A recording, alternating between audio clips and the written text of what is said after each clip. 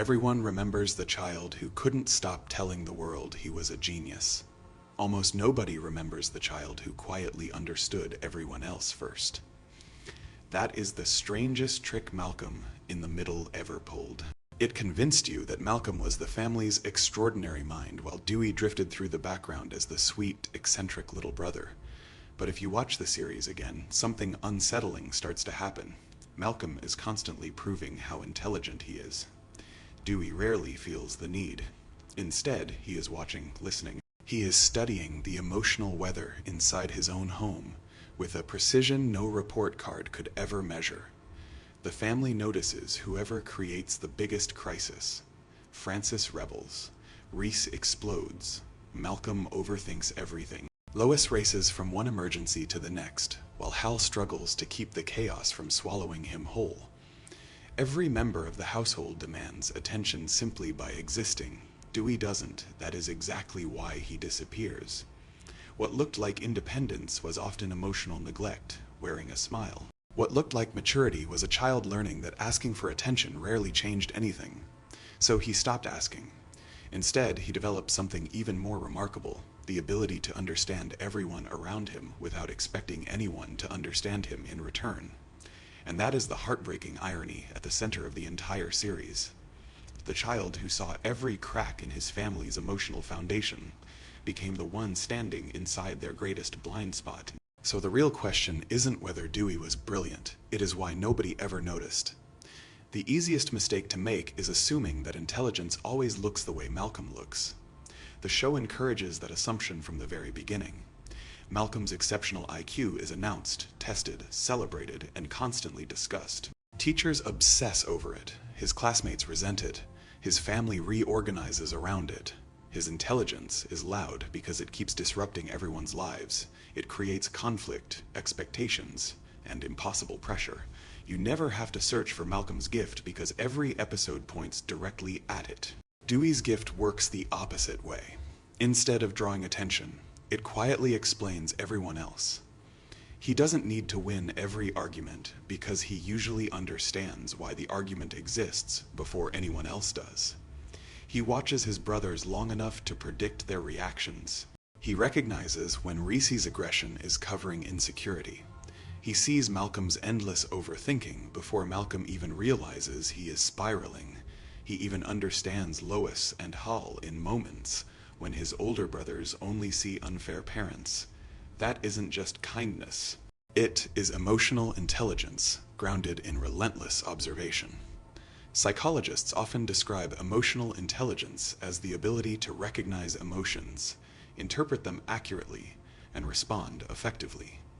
Dewey demonstrates those abilities again and again. He reads a room before speaking. He adjusts his behavior depending on who needs comfort, distraction, or honesty. While Malcolm searches for logical answers, Dewey searches for human ones. That is a very different kind of brilliance. Think about how often Dewey succeeds without announcing a plan. He navigates social situations with creativity instead of calculation. When other people become trapped by anger or pride, he quietly slips around the conflict. He understands that people rarely act according to logic alone. They're driven by fear, embarrassment, loneliness, and hope. Dewey responds to those emotions instead of fighting against them. That difference changes everything. Malcolm frequently experiences cognitive dissonance because he believes intelligence should solve every problem. When reality refuses to cooperate, frustration consumes him. Dewey accepts that people are contradictory. Instead of trying to eliminate those contradictions, he learns to live alongside them. His flexibility becomes a survival skill inside a household where predictability barely exists. You never noticed because the show never asked you to. One of the most revealing patterns across the series is how rarely Dewey needs recognition before doing something remarkable. Whether he is displaying extraordinary musical ability, inventing imaginative solutions, or connecting with people others overlook, he acts from quiet confidence rather than external validation. That emotional security seems natural at first glance. Look closer, though, and another possibility emerges. Perhaps he isn't avoiding praise because he doesn't want it. Perhaps he has learned not to expect it. That is where emotional neglect leaves its deepest mark. Children who repeatedly discover that louder siblings receive more attention often stop competing altogether. They conserve emotional energy by becoming self-sufficient. From the outside, that looks like maturity. From the inside, it can become a subtle form of survival mode. Dewey doesn't simply entertain himself because he is unusually creative. He entertains himself because waiting for someone else to notice eventually becomes exhausting. Malcolm solved equations. Dewey solved people. That single distinction explains why one brother constantly became the center of family conversations, while the other drifted quietly through the edges of every crisis. One intelligence demanded intervention. The other prevented disasters before anyone realized they might happen. Families naturally respond to emergencies. They rarely celebrate the person who quietly keeps the emotional temperature from rising. And once you recognize that pattern, Dewey's entire childhood begins to look less like the story of a forgotten little brother, and more like the story of a child who became invisible precisely because he understood everyone else too well. The quietest child in a chaotic family is often mistaken for the healthiest one. That is exactly what makes Dewey's story so unsettling. The louder personalities surrounding him create the illusion that he is simply low maintenance. Francis is constantly at war with authority. Reese turns nearly every inconvenience into a catastrophe. Malcolm intellectualizes every emotion until it becomes another family problem to solve. Jamie, later on, naturally requires attention because he is the youngest. Every crisis has a face, and every face belongs to someone other than Dewey. So the family reaches a conclusion that feels reasonable. He is fine. But being overlooked isn't the same as being okay. One of the defining traits of emotionally neglected children is that they often become astonishingly good at meeting their own emotional needs. They build inner worlds rich enough to compensate for what they're missing outside themselves. To an observer, that creativity looks like a charming personality quirk.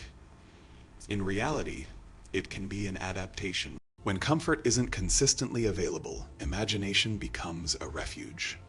That is Dewey. He doesn't merely play alone, he transforms isolation into an entire universe. He invents elaborate games, assigns meaning to ordinary objects, and fills empty moments with stories only he can see. His creativity isn't random eccentricity. It is a system. Every fantasy, every song, every strange little adventure gives him something the household rarely does: uninterrupted emotional space. Think about that for a moment. Most children invite others into their games because play is a way of seeking connection. Dewey often creates experiences that don't require anyone else's participation at all. He has learned that disappointment hurts less when your happiness doesn't depend on someone showing up. That is not independence, that is adaptation. The same pattern appears in his relationship with music. Long before anyone fully appreciates his extraordinary talent, music functions as something much deeper than entertainment. It becomes a language where he doesn't have to compete with louder siblings or fight for attention.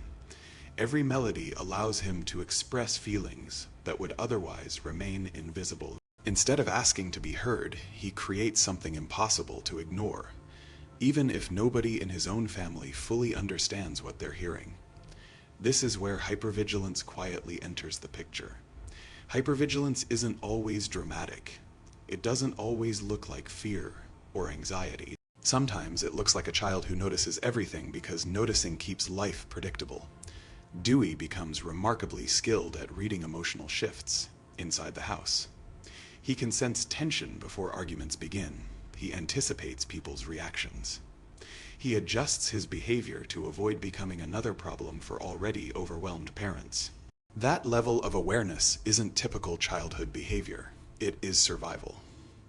Notice how rarely Dewey insists on fairness. He certainly recognizes unfairness, but he often accepts it with startling speed. Children usually protest when they feel overlooked because they still believe someone might respond. Dewey often skips that stage entirely. Instead of demanding attention, he redirects his energy towards solving his own loneliness. Over time, self-reliance becomes so deeply woven into his identity that everyone around him mistakes it for his personality. The tragedy is that they aren't entirely wrong. Adaptations eventually become character traits. The child who learns to comfort himself grows into the child who appears endlessly resilient. The child who stops asking for help becomes the sibling everyone assumes doesn't need any emotional. Neglect rarely announces itself through obvious cruelty. More often, it appears as 1,000 tiny moments where someone's needs simply aren't noticed because louder needs always arrive first. Dewey's household is the perfect environment for that pattern. Lois isn't intentionally withholding love. Hal isn't consciously choosing favorites. They're exhausted. They're reacting instead of reflecting. Every day is another exercise in crisis management, and crisis management rewards visibility. Dewey's greatest strength is that he creates so few emergencies that he accidentally removes himself from the emotional priority list. That is the cruel paradox. The better he becomes at coping, the less anyone checks to see whether coping is costing him something. You can see the long-term effect in the way he approaches relationships outside the family as well. Dewey often extends compassion toward children and adults who are dismissed by everyone else. He recognizes exclusion because he lives with a quieter version of it. He notices loneliness because he is fluent in its language. Rather than becoming bitter, he develops profound empathy. That empathy makes him one of the most emotionally generous characters in the entire series. But it also hides his own unmet needs behind constant understanding of everyone else's. The quiet child isn't always independent. Sometimes they're simply out of hope. And once you understand why Dewey stopped asking to be noticed, you have to confront the far more uncomfortable question. If his parents loved him, how could they miss what was happening right in front of them? It would be easy to blame Lois and Hull. In fact, that is probably the first conclusion most people reach once they begin noticing how often Dewey fades into the background. If emotional neglect happened, then surely someone must have chosen it. Surely there has to be a villain, but Malcolm in the Middle has always resisted simple moral answers. The tragedy isn't that Dewey grew up in a family without love. The tragedy is that he grew up in a family where love was constantly being interrupted by survival. That is an important distinction. Lois loves her children with almost frightening intensity. She works relentlessly, sacrifices constantly, and fights battles nobody else is willing to fight. Hal adores his family just as deeply, even if he often approaches parenting with panic, avoidance, or wishful thinking instead of structure. Neither parent wakes up intending to overlook Dewey, yet intention and impact are rarely the same thing. That is where family systems theory becomes so revealing. Rather than viewing a family as a collection of separate individuals, family systems theory argues that every member adapts to everyone else's behavior. Roles emerge almost unconsciously. One child becomes the rebel. Another becomes the achiever. Another becomes the troublemaker. Each role stabilizes the household in its own strange way, even when it is unhealthy. The Wilkerson family functions almost perfectly according to that pattern. Francis absorbs conflict by openly challenging authority. His rebellion gives the family's frustration somewhere obvious to land. Reese becomes the impulsive aggressor, creating immediate crises that demand everyone's attention. Malcolm becomes the gifted child burdened by impossible expectations, constantly generating intellectual and emotional emergencies that require intervention. Even Jamie eventually occupies the familiar position of the youngest child whose basic developmental needs naturally command parental focus. And then there is Dewey. His role isn't assigned through conversation. It is assigned through absence. Because he isn't setting fires, failing classes, provoking teachers, or starting fistfights. He gradually becomes the child who appears capable of handling himself. Every day, the family survives another explosion created by someone else. Dewey quietly reinforces the same message without saying a word. You don't have to worry about me. Eventually, everyone believes him. That is how emotional deprioritization happens. Not through cruelty, through repetition. Think about the rhythm of the household. Lois spends enormous amounts of emotional energy anticipating Reese's next disaster. Malcolm's school problems require endless meetings, arguments, and impossible decisions because his intelligence places him in situations no parent expects to navigate. Francis, even after leaving home, continues pulling the family into one crisis after another. Hal frequently becomes overwhelmed by financial stress, workplace anxiety, or his own emotional impulsiveness, forcing Lois to stabilize not only the children but her husband as well. There is almost no emotional bandwidth left. When psychologists describe chronic family stress, they often note that caregivers begin allocating attention according to urgency rather than need. That is a perfectly understandable survival strategy. If one child is screaming while another sits quietly reading, the screaming child receives immediate attention. Over months and years, that emergency-based pattern becomes the family's operating system. The quiet child slowly disappears from active observation, not because they're unloved, but because they're consistently perceived, as safety becomes invisibility.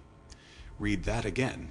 It is one of the most painful paradoxes in dysfunctional family dynamics.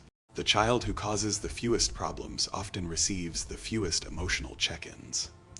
Adults unconsciously reward independence because independence reduces immediate pressure, yet children don't stop needing reassurance simply because they've become good at functioning without it. Dewey understands this long before anyone else does. Instead of competing with his brothers for attention, he begins working around the family's limitations. He entertains himself. He adapts to disappointment before disappointment fully arrives. He lowers expectations that other children would continue fighting to keep.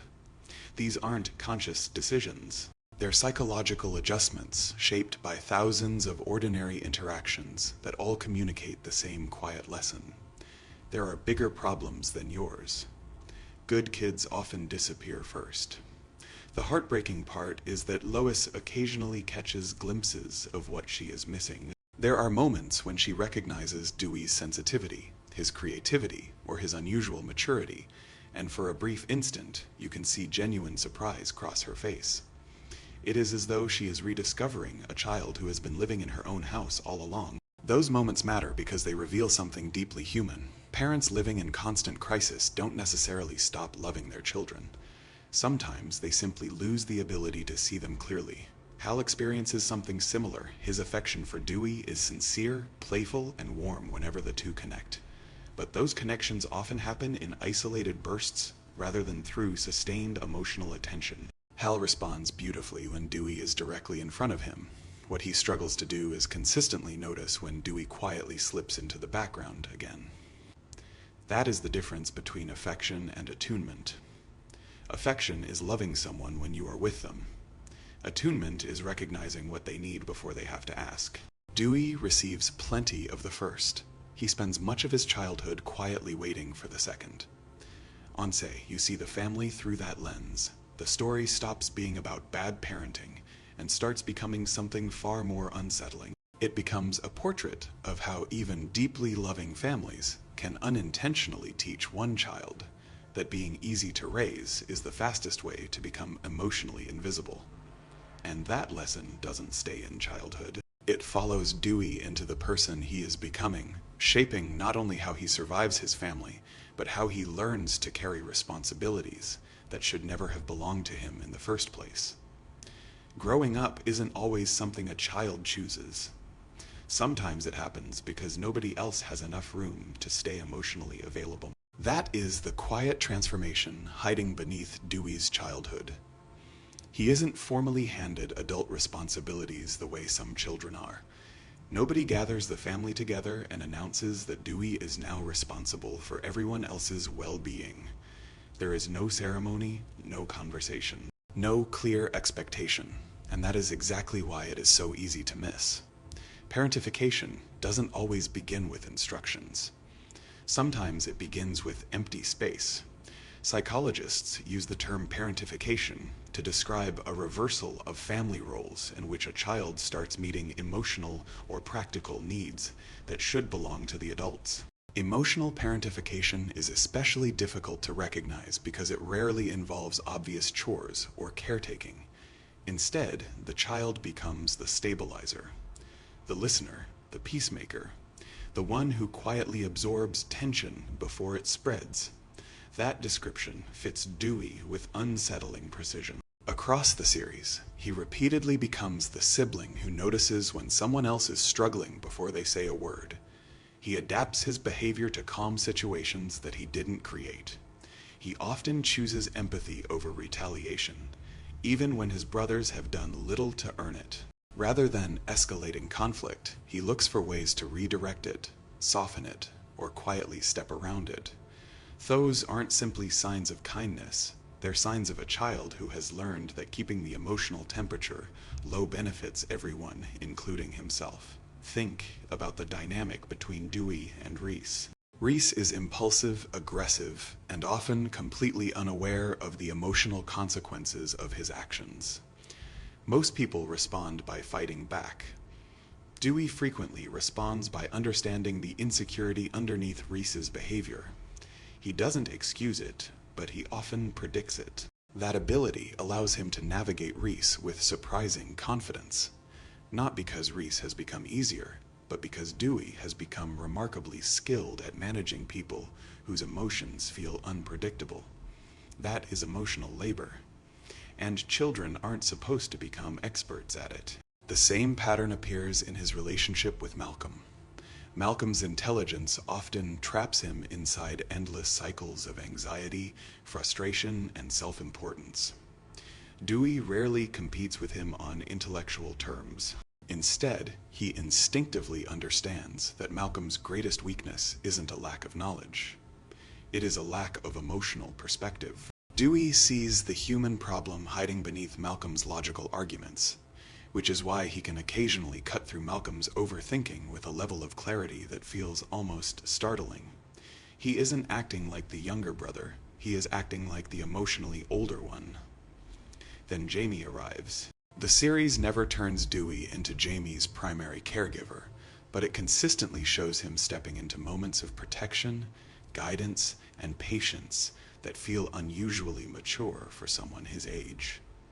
While the household continues operating in controlled chaos, Dewey often provides the calm that younger children naturally seek. He understands vulnerability because he remembers what it feels like to experience it alone. No one tells him to do that. He simply notices that someone has to. That is the hidden cost of growing up inside chronic instability. Children begin scanning their environment for needs that adults are too overwhelmed to recognize. They don't consciously decide to become caretakers. Their nervous systems quietly reorganize around anticipation. Instead of asking, "Who will take care of me?"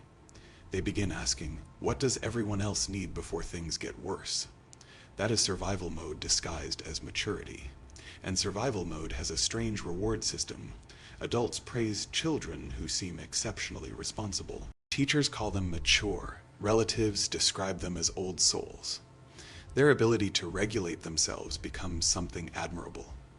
What often goes unnoticed is the reason they developed those abilities in the first place.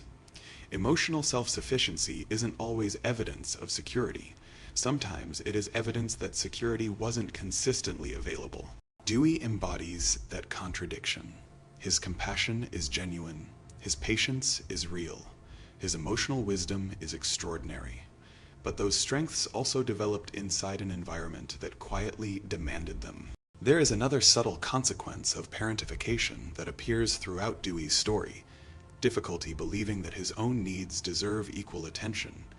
Children who spend years prioritizing everyone else's emotions frequently become adults who minimize their own disappointments. They convince themselves they'll be fine because that is the role they've rehearsed for so long. They become uncomfortable receiving care because giving it feels more familiar than accepting it. You can already see the foundation of that pattern taking shape. When Dewey experiences unfairness, he often processes it internally before expressing it externally. When he feels hurt, he doesn't always seek comfort. He adapts, he reframes, he moves forward. Those behaviors make him appear incredibly resilient, but resilience without reliable support can become a form of emotional avoidance. Pain doesn't disappear simply because someone learns how to carry it quietly. Nobody asked Dewey to grow up. The family simply left a space that childhood couldn't survive inside. And Dewey, being who he was, filled it. That is what makes his story so difficult to dismiss as simple neglect. His family didn't intentionally steal his childhood. They unintentionally relied on the parts of him that seemed endlessly capable. Every moment he solved a problem without complaining. Every time he comforted someone without expecting comfort in return. Every time he quietly accepted less attention because someone else appeared to need it more. He reinforced the role the family had unconsciously written for him. The heartbreaking irony is that he never stopped hoping someone would eventually notice who he really was. He just stopped believing he should have to tell them. And nowhere does that hidden version of Dewey become more visible than in the one place where he no longer has to carry anyone else's emotional weight, his music. The most honest thing Dewey ever said wasn't spoken, it was played. One of the easiest ways to misunderstand Dewey is to see his musical talent as another charming sitcom surprise. A funny reveal that the quiet brother happens to be gifted at the piano. But the series treats music differently from everything else in his life. Around his family, Dewey is constantly adapting. Around music, he stops adapting altogether. For perhaps the only time in the show he isn't responding to chaos. He is creating something that belongs entirely to him. That difference matters. Creative expression often becomes a psychological refuge for emotionally neglected children. When feelings aren't consistently acknowledged by other people, those feelings don't disappear. They simply look for another language. Some children draw, some write stories, others retreat into fantasy. Dewey finds music. Every melody becomes a place where he doesn't have to compete with Malcolm's intellect, Reese's volume, or Francis's rebellion. The keyboard asks nothing from him except honesty. Think about how rare that is. His home is built around interruption. Conversations become arguments. Plans collapse into disasters. Even moments of affection are regularly swallowed by the next crisis. Music is the opposite. It rewards patience, attention, and emotional presence. Sitting at a piano, Dewey finally experiences something his household almost never offers him: uninterrupted space to become himself. That is why his talent feels so emotionally significant. It is not simply evidence that he is gifted. It is evidence that an entire part of his identity has been waiting for somewhere safe to exist. Psychologists sometimes describe creativity as a form of emotional integration. Experiences that feel confusing or overwhelming can be organized into art long before they're fully understood in words. Dewey doesn't stand in the middle of the living room explaining that he feels invisible. He creates beauty instead. The audience hears extraordinary music, but beneath every performance is a quieter message. This is who I am when nobody needs anything from me. Every note was saying something he couldn't.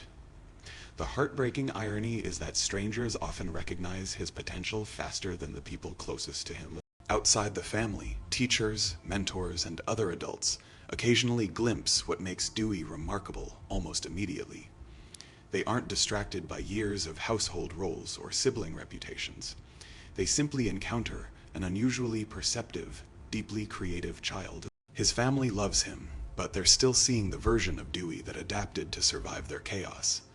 Not the one emerging whenever he sits in front of the piano. That contrast reveals one final truth. Talent didn't rescue Dewey from being overlooked. It merely gave him one place where being overlooked no longer defined him. Music wasn't an escape from reality. It was the first environment where reality finally reflected the person he'd been all along. And once that hidden self begins to emerge, another question becomes impossible to ignore.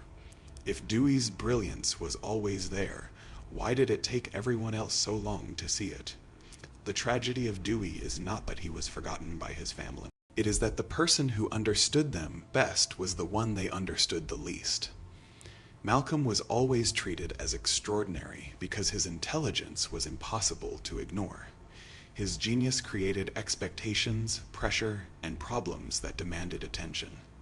The family constantly adjusted around his abilities because Malcolm's mind changed the way they experienced the world. Dewey's intelligence created a completely different reaction. It didn't create emergencies, it prevented them, and that made it almost invisible. This is where the painful comparison between the brothers becomes important. The show presents Malcolm as the gifted child and Dewey as the unusual one, but beneath that surface is a deeper contrast. Malcolm possesses analytical intelligence. Dewey possesses adaptive intelligence. Malcolm can explain systems. Dewey can navigate them. One solves problems with information. The other solves problems with understanding. Think about how often Malcolm becomes trapped by his own awareness. He knows too much about unfairness, expectations, and failure. Yet that knowledge often makes him frustrated rather than effective. Dewey, meanwhile, rarely needs to prove that he is right. He understands that people are complicated. He recognizes that emotions don't follow rules, and relationships cannot be solved like equations. That is why Dewey often appears calmer than Malcolm. Not because he cares less, because he understands more. Dewey's greatest strength is his ability to see beyond behavior. When Reese acts cruelly, Dewey notices the insecurity beneath the cruelty. When Malcolm becomes arrogant, Dewey recognizes the fear beneath the arrogance. When his parents make mistakes, he often understands the exhaustion beneath those mistakes. This isn't blind forgiveness. It is perspective, but perspective is a dangerous gift for a child. The more Dewey understands everyone else, the easier it becomes for everyone else to assume he doesn't need understanding himself. His empathy becomes a disguise. His emotional awareness hides his own emotional needs. That is the tragedy of being the most emotionally intelligent person in an emotionally chaotic family. You become everyone's observer. Nobody becomes yours. When Malcolm succeeds, people ask what they should do with his potential. When Dewey succeeds, people ask how they never noticed before. They were looking for a genius who announced himself. They weren't looking for one who quietly understood everything around him. Dewey was never less gifted than Malcolm. He was simply gifted in a way that didn't disrupt the family system. His intelligence made life easier instead of harder. And families often overlook the people who make difficult things look effortless. The child who creates chaos gets investigated. The child who absorbs chaos gets ignored. And that may be the most painful difference between Malcolm and Dewey.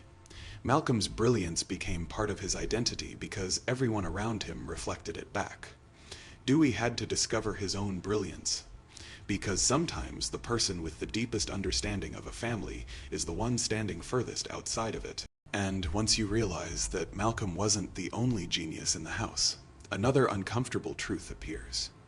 The family didn't just overlook Dewey's intelligence. They overlooked the emotional burden that came with carrying it. The most revealing thing about Dewey is that he never needed to be the center of attention to become the emotional center of the family. He was the person who understood everyone's pain while carrying his own. This is why Dewey's role in the household feels different when viewed through the lens of emotional awareness. The other children often react to the family's dysfunction. Dewey studies it. He observes patterns, notices weaknesses, and recognizes feelings that other people are too distracted to see. The show rarely frames him as the family's emotional guide, yet he repeatedly performs that role. He understands when someone is hurting beneath their anger. He recognizes loneliness beneath arrogance. He sees insecurity beneath confidence. This ability isn't just kindness. It is a form of emotional intelligence developed through years of observation. Dewey became an emotional mirror for everyone around him. But mirrors have a strange problem. They reflect everything while revealing almost nothing about themselves. That is why his story feels so heartbreaking. The child who could read everyone else remained unread by the people closest to him. Consider how differently Dewey interacts with the world compared to his brothers. Malcolm searches for recognition through achievement. Reese searches for identity through dominance. Francis searches for freedom through rebellion. Dewey searches for connection through understanding. That difference changes the way we interpret him. Dewey wasn't invisible because he lacked importance. He was invisible because he had learned how to exist without demanding space. His survival strategy became his personality. His empathy became his shield. His independence became the reason people stopped checking whether he was okay. The person who notices everyone is often the person nobody notices. And that is what makes Dewey the emotional center of the family. Not because he controls everyone else's choices, but because he understands the reasons behind them. He sees the fear behind Lois's strictness. He sees the insecurity behind Malcolm's arrogance. He sees the vulnerability behind Reese's cruelty. He sees the love behind Hall's mistakes. Dewey doesn't just know his family, he understands them, but understanding people comes with a cost. When you become the one who explains everyone's behavior, people start forgetting that you have behavior worth explaining too. When you become the one who comforts everyone else, people assume comfort isn't something you need. And Dewey spent his childhood proving that assumption wrong without ever saying it. The most painful part of his story isn't that he was overlooked. It is that he became extraordinary while being overlooked. It is that he became extraordinary while being overlooked. And maybe that is why his story stays with viewers long after the jokes end. Because beneath the comedy is a question, many people quietly carry themselves. What happens when the person who understands everyone else spends their entire life hoping someone will finally understand them? The hardest endings are not the ones where a character loses everything. They are the ones where a character finally becomes everything they were always capable of becoming, and you realize nobody was watching when it happened. That is why Dewey's journey feels so different from the rest of the Wilkerson children. Francis fights to escape the family. Reese fights to dominate within it. Malcolm fights to understand why being gifted has made his life harder. But Dewey does something far quieter. He builds himself. The finale doesn't need to announce Dewey's transformation because the audience has already witnessed it. The child who once seemed like the forgotten younger brother becomes someone with confidence, creativity, and independence. But Dewey's victory is different. He becomes whole without anyone handing him permission. That is what makes his story emotionally powerful. He doesn't overcome neglect by becoming louder than everyone else. He doesn't demand that his family apologize for every moment they missed. Instead, he develops an identity strong enough to exist even when others fail to recognize it. But that strength came from somewhere painful. Children who grow up emotionally overlooked often develop an unusual relationship with recognition. They may crave it, but they also learn not to depend on it. Dewey's confidence appears effortless because he has spent years creating a sense of self that does not collapse when others fail to validate him. That is both his greatest achievement and the saddest evidence of what he needed to survive. Because a child should not have to become invisible before learning how to stand alone. The most fascinating part of Dewey's ending is that it changes how we interpret his entire childhood. Those moments that once looked like random comedy details begin revealing a pattern. The strange hobbies, the unusual maturity, the ability to entertain himself, the calmness during family disasters. They weren't signs that Dewey needed less. They were signs that Dewey had learned to need less from others, and that distinction matters. Emotional neglect doesn't always create broken children. Sometimes it creates incredibly capable ones. They become observant, creative, independent, and emotionally intelligent. From the outside, they look lucky. People admire their resilience without asking what forced them to develop it. Dewey represents that complicated reality. He isn't a tragedy because his family didn't love him. He is a tragedy because love alone wasn't enough to make him feel seen. The Wilkersons loved each other deeply, but they were trapped in a cycle where attention followed disruption. The child who screamed received a response. The child who struggled publicly received intervention. The child who quietly adapted received assumptions. And assumptions are dangerous. Because the moment someone decides you are fine, they stop looking. That may be the most painful question surrounding Dewey's story. Did anyone ever truly see him, or did they only see the version of him that made their lives easier? The answer is complicated. There were moments of genuine connection. There were moments when his family celebrated him, supported him, and recognized pieces of his brilliance. But recognition that arrives occasionally cannot replace being understood consistently. Dewey deserved more than being appreciated when he surprised people. He deserved to be known before he amazed them. And maybe that is why viewers feel such a strange attachment to him years later. They aren't just remembering a funny character from a family sitcom. They're recognizing something, the pain of being valuable without feeling visible. The child everyone underestimated became the person nobody could ignore. And the saddest part is realizing he never should have needed to prove he was there. The most important thing about Dewey was never that he was the smartest child in the family. It was that he was the child who learned the most from being unseen. Malcolm had intelligence that everyone could measure. His grades, tests, and reputation constantly reminded people that he was different. But Dewey possessed another kind of intelligence, one that rarely appears on paper. He understood emotions. He understood people. He understood the invisible rules that kept his chaotic family together. And that may have been the greatest burden of all. Because when a child becomes exceptionally good at understanding everyone else, people often forget to ask whether anyone understands them. Dewey wasn't ignored because he wasn't important. He was ignored because he became easy to overlook. He didn't demand rescue. He didn't create endless emergencies. He didn't force the family to stop and examine what he needed. Instead, he adapted. He created worlds inside his imagination. He found meaning through music. He developed empathy far beyond his years. He became someone who could survive almost anything. But survival was never supposed to be the goal of childhood. Being strong doesn't mean someone should have had to be strong. That is the hidden tragedy of Dewey Wilkerson. His greatest qualities were born from circumstances that required them. His creativity, patience, and emotional awareness made him extraordinary, but they also revealed how much he had to carry alone.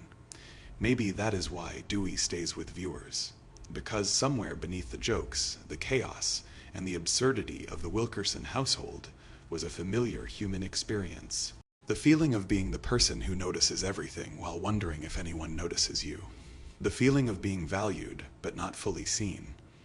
The feeling of being loved but still quietly lonely. Dewey was never just the forgotten younger brother. He was the child who proved that invisibility and importance can exist at the same time.